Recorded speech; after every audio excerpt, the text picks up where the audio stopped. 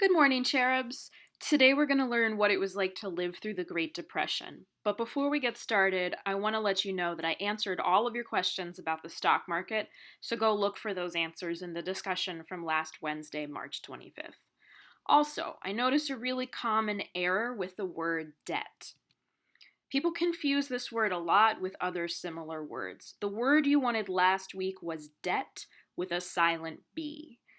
Debt means money that you owe, like you borrowed it and you have to pay it back. DEPT period is an abbreviation for department. Without the period, DEPT, that's not a word at all. Debit means to take money out of your account. This word looks really similar to debt, but they mean different things. When you use a debit card, you're spending your own money, not going into debt. And depth is measuring how deep something is.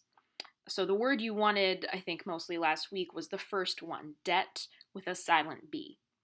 Okay, let's get back to the lesson. Like I said on Friday, the Great Depression was the worst economic disaster in U.S. history, lasting for about 10 years throughout the 1930s. So it's both an event and a time period. Normally, the economy grows a little bit every year, but during the Great Depression, the economy shrank because businesses closed and people lost their jobs and stopped spending money. The national unemployment rate reached 25%, meaning 25% of the adults who were looking for a job couldn't get one. In New York, 6,000 unemployed people tried to earn enough to eat by selling apples for 5 cents apiece.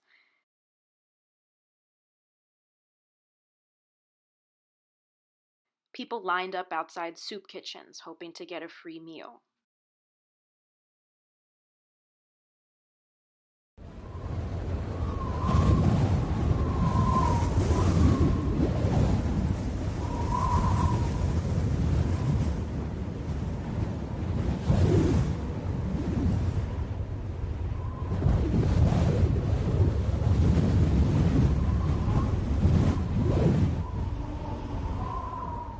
Farmers in the Great Plains were hit with the Great Depression and an environmental disaster called the Dust Bowl.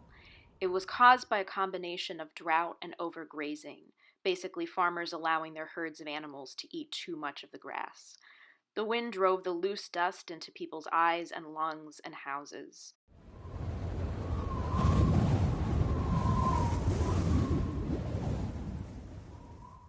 Eventually, most of these farmers affected by the Dust Bowl had to abandon their farms and move to California, where they found work as migrant agricultural workers. Farms in other parts of the country were still producing plenty of food. In fact, they were overproducing it. But it was unprofitable to transport or sell it, so many people went hungry.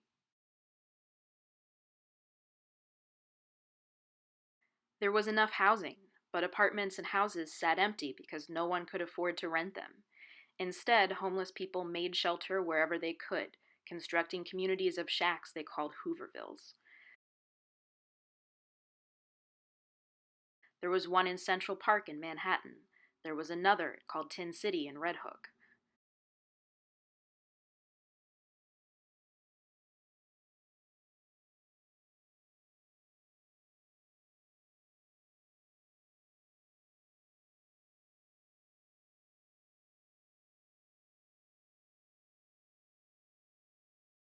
Residents built their own outhouses and built camp stoves out of junkyard scraps.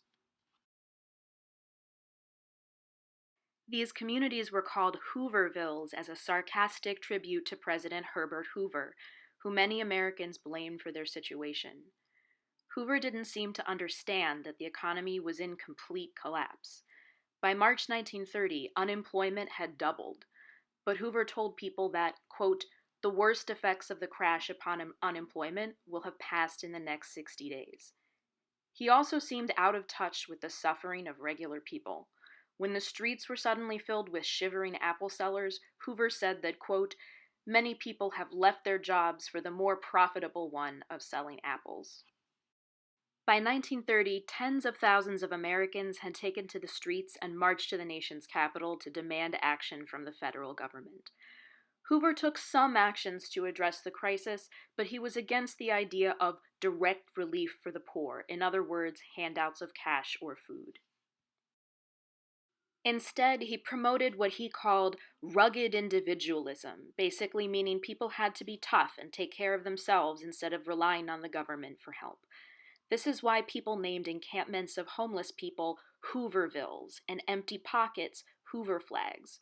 When you stuffed all of your possessions into a single bundle, it was called a Hoover bag. This is why Herbert Hoover lost his campaign for re-election in 1932 after serving only one term. He was defeated by the Democratic governor of New York, Franklin Delano Roosevelt, better known as FDR. I emphasize to you that the deep question in this campaign is one of confidence in leadership, confidence in leaders. FDR offers a plan. The government will provide work for Americans.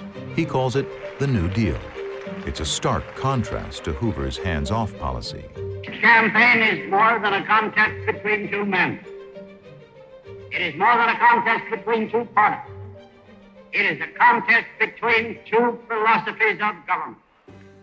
Recently, the mayor of New York City, Bill de Blasio, has compared Trump to Herbert Hoover. President Trump at this point is the Herbert Hoover of his generation. There's a massive national crisis going on, and he is consistently late and very marginal in what he does. He's taking actions that are far, far behind the curve and aren't addressing the core concerns. Now, the virus that we're talking about having to do, a lot of people think that goes away in April with the heat. Because of all we've done, the risk to the American people remains very low. It's going to disappear. One day, it's like a miracle. It will disappear. What do you say the Americans were scared, though? I guess nearly 200 dead, 14,000 who are sick, millions, as you witnessed, who are scared right now. What do you say to Americans who are watching you right now who are scared?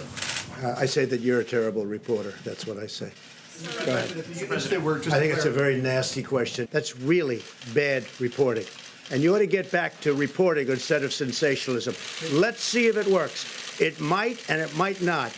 I happen to feel good about it, but who knows? Trump's response to the crisis has been pretty similar to Hoover's. But America is a different country in 2020 than it was in 1930, in part because we learned from the mistakes of the 1930s. Today, we have a social safety net that didn't exist in the 1930s. A safety net is supposed to catch you when you fall, and today our safety net is made of programs like welfare, food stamps, and unemployment insurance, some of which started during FDR's presidency. Last week, Trump gave in to pressure from Congress and signed the largest relief bill in U.S. history. We'll learn more about this relief bill on Wednesday.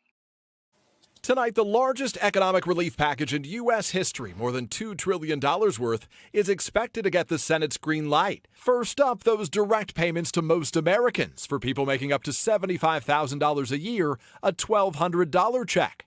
Couples making up to $150,000 would get $2,400, plus an additional $500 per child. Next, unemployment benefits rising by $600 a week for up to 4 months, now expanded to include gig economy workers and freelancers. Small businesses also getting a boost, forgivable loans up to $10 million to keep paying their employees. I'm going to talk more about this relief bill on Wednesday, but for now, go to the quiz on Schoology. The last question is the most important. You'll be writing a piece of creative historical fiction, imagining that you lived through the Great Depression. Combine what you learned today and Friday to add realistic details to your diary entry.